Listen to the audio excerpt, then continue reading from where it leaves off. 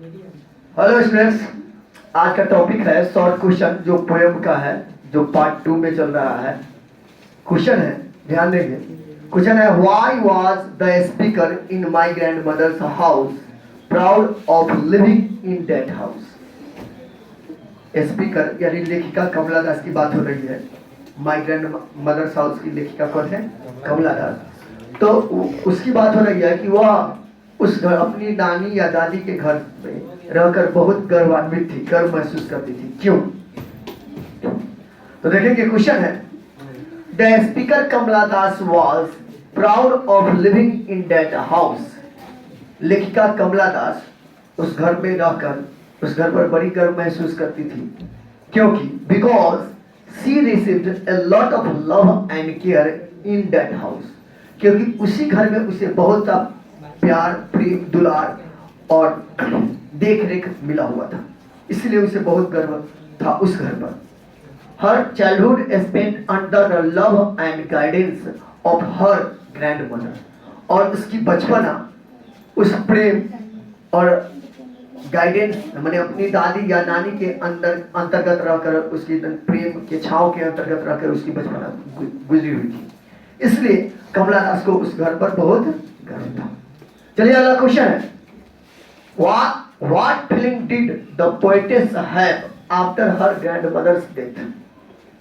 ये क्वेश्चन भी my grandmother's house का है। कमला दास का कहना है, या इस क्वेश्चन का कहना है कि कमला दास को क्या महसूस हुआ जब उसकी दादी या नानी की मृत्यु हो गई। तब यह क्वेश्चन है, what feeling did the poetess have। क्या अनुभव हुआ, क्या महसूस हुआ आफ्टर हर ग्रैंडमदर्स डेथ, उसकी नानी या दादी के मरने के बाद।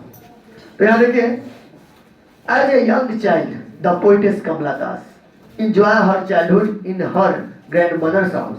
जब कमला दास बच्ची थी, छोटी थी, तो अपनी नानी के साथ उसी घर में रहा करती थी और अपनी बचपने के अच्छे दिन भी बिताई हुई थी। वो दिन भी याद है।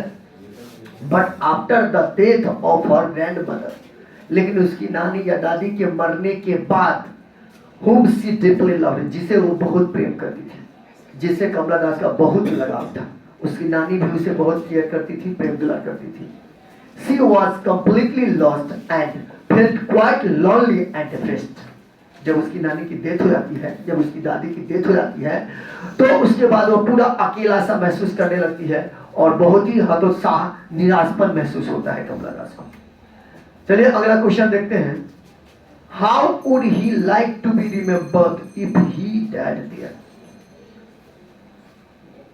वो कैसे चाहते हैं कि अगर वो वहां मृत्यु हो जाए उनकी, तो उन्हें किस रूप में याद किया जाएगा, ये कैसे चाहते हैं।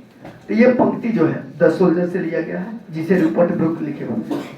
सबसे पहले मैं बता दूं कि उस सैनिक का एक ही इच्छा रहती है, his only wish that he should be remembered by his countrymen after his death as one who lived and died for his country। उनकी सिर्फ इतनी सी इच्छा रहती है, ये भी लिख सकते हैं आप, कि उनके मरने के बाद उनके देशवासी के द्वारा या उनके देशवासी उन्हें इस रूप में याद करे कि एक व्यक्ति था, एक सैनिक था जो अपने देश के लिए जीता था और मरता था। ये भी हो सकता है। यहां भी देख लेंगे, he would like to be remembered as a man। कभी सोल्जर, रूपर्ट ब्रूक की बात हो रही है, ये चाहते हैं कि ऐसे उन्हें याद किया जाए। तो he would like to be remembered as a man who was born and brought up in England।